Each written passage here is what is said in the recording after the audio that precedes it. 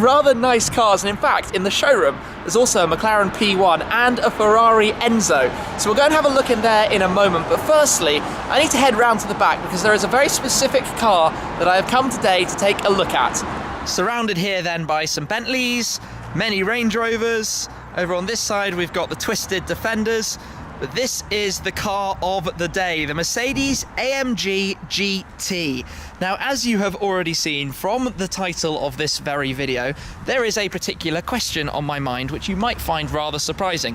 And that is, should I buy a Mercedes-AMG GT S? Now, I'll explain the reasoning behind this in a moment because you probably know I have the AMG GT R on order to come later this year, but I've popped down to Romans because I wanted to take this car out for a test drive. Now, this is actually the AMG GT, the kind of regular version, the non-S version, but this is a very nicely spec'd and equipped one in the Iridium Silver with the premium package.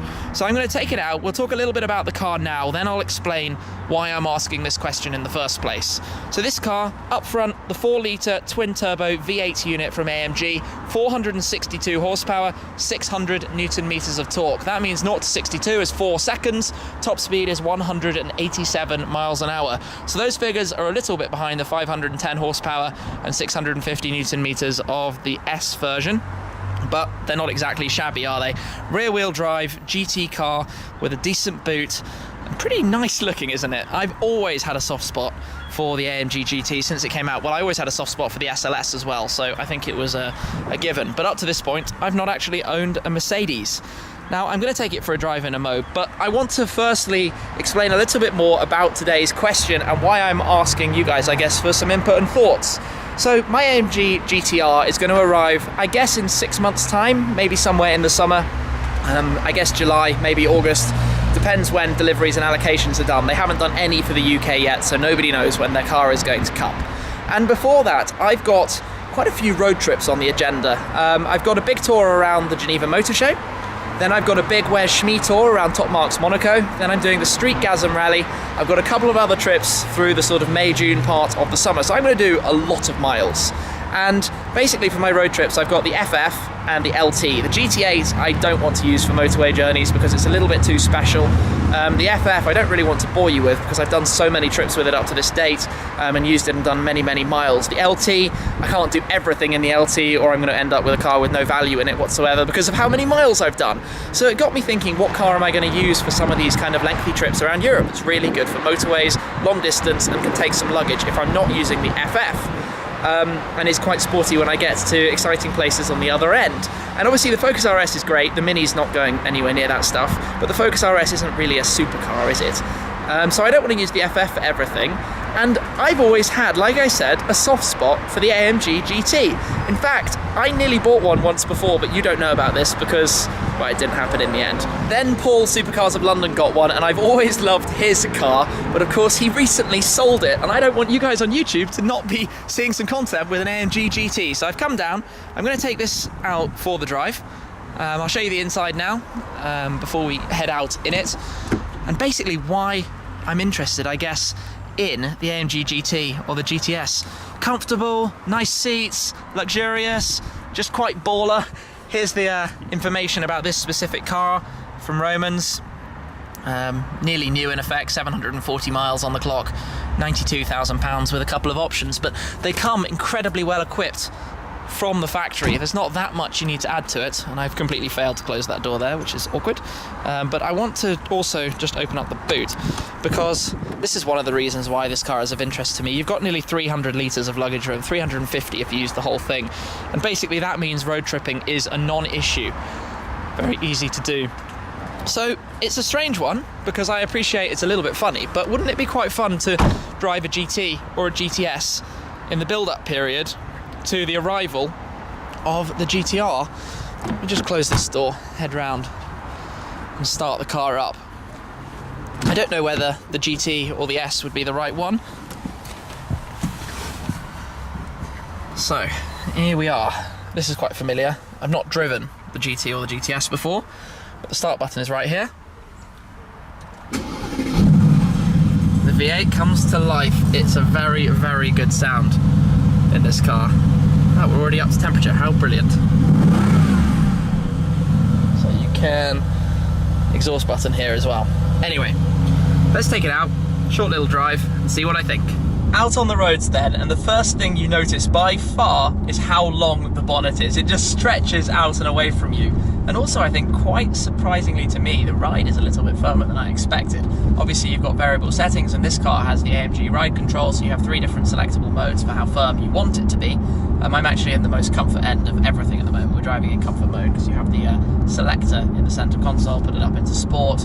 That will make it slightly more aggressive from a driving point of view, but it still doesn't have the exhaust valve open unless you press the button for that, or you can go up into Sport Plus, and everything gets very, very firm and a little bit shoutier. And if we blip down some shifts, you get some of the backfire and crackles, which we all love.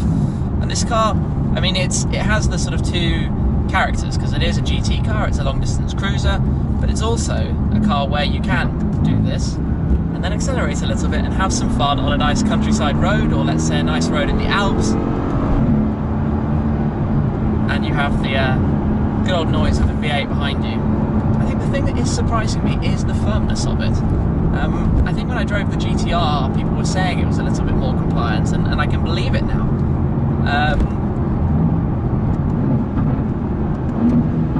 That is good. That is very good. I mean, the noise alone, I don't know how Mercedes do this. Make a twin turbo engine sound this good, but somehow they've done it. So, let's think about this. As a GT car then, if you're out on the motorway, the seat is comfortable, the steering is sort of nicely weighted. You can see how it's sort of built with that in mind, to be playful at the other end, but to do you a good job on the road there. You've got all your luggage space, there are plenty of sort of storage buckets and compartments and things where you can put stuff. And all of that we know from the GTR. That's the reason why I've bought the GTR, or ordered the GTR. It feels like a bit of an animal, you know. I've popped it back into comfort, where you can immediately notice it's significantly softer. But thinking about the seats, this car has the standard seat. The S by default has the performance seat, which is slightly firmer, or you can opt to have it this way as well if you prefer. And of course in the GTR, I will definitely be ordering the bucket seat because I preferred that. I found the performance seat almost a little bit firm, so I might be trying, if I'm doing this, to try and find a car with these seats, with the sort of more comfort seats, because I think it fits more into at least what I'm seeing my usage of the car being. It's mostly a motorway cruiser, a cool motorway cruiser that is quite fun to drive and sounds awesome. And initially, I'm definitely thinking that even with the exhaust valve off, it's sounding pretty good. Surprisingly good, actually. So just cruising along, it's where you can then open up the valve as well if you so choose, and then there's another button to put it manual only on the gearbox so that it won't automatically shift back. Go over a bump. But you know, you can cruise along 30 miles an hour, here's some V8, get some burbles and crackles. And this is just the GT, not the GTS. I feel like even the GT could well be powerful enough. You don't necessarily need that extra, about 50 horsepower or so in the S. So I wouldn't ignore just a GT. Well, it still goes fairly decently, that's for sure. Sounds good at the top end of the rev range. How have they made it sound this good? Reluctant to sort of put my foot down completely because it's still a little bit greasy, and with all the power to the rear and the weight over the front, traction control is going to be lighting it up everywhere. That is half the fun of the car. That's part of the character of it, isn't it? Oh, that's nice. Away we go then. Oh, we get the nice crackles in Sport Plus as well. Yes, that's how we like it. That's just completely standard exhaust as well. I mean, as we know from Paul's with the Rentec, you can make it sound fairly monstrous. Far more shifts than I need just for a bit of sound here.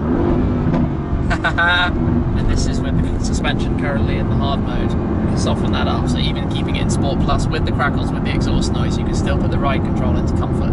I like that kind of individualization, so you can actually use the individual mode completely and set it up how you like, and obviously that's how I would do it. Noisy, crackly, and sporty where possible, except for suspension where you want it comfortable.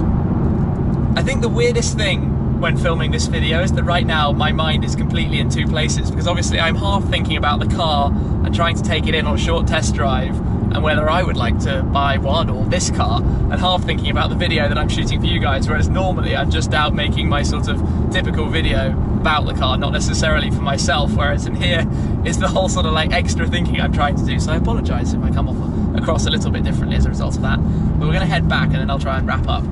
Rolling back through then, and this is where that length of the bonnet is really plays with the mind. It is so big. And I'll park the car up here and press park and shut it off. Nice, but I do also like the panoramic roof a lot, by the way. This is going to be a bit of a tough one. I really quite enjoyed that, but I'm not necessarily sure if it makes any sense to do this, because obviously if I bought that car or another AMG GT or a GTS, it's going to depreciate slightly and I'm going to lose a little bit of money on it, but that might actually save money versus the other cars, or depending how else I'm going to work out what to do with the different trips I'm going on, because this year I am going to do tens and tens and tens of thousands of miles on road trips. So when I say I want another car for the purpose, it's not that I'm scared of doing mileage in my own cars, it's that I'm scared of doing ridiculous amounts of mileage in highly limited special cars that I want to keep long term and not basically devalue them to me because I'm over familiar with them, or devalue them literally in terms of what they're worth because of how many miles I've done on them. So this is, I think now after my drive, sounding like an interesting prospect to me. But would you guys, what would you think if I was driving an AMG GT S on, say, Streetgasm and say Where's Shmee this year alongside the LT and the GT8 being shipped? I think it's good for transporting my luggage and saving the mileage, but we'll see. I've got some thinking to do. Just interested in opinions about this car in general. I like the panoramic roof, as I just mentioned. I think I'll be looking for one in a fairly standard kind of spec. There are lots out there, but down the line, not right now.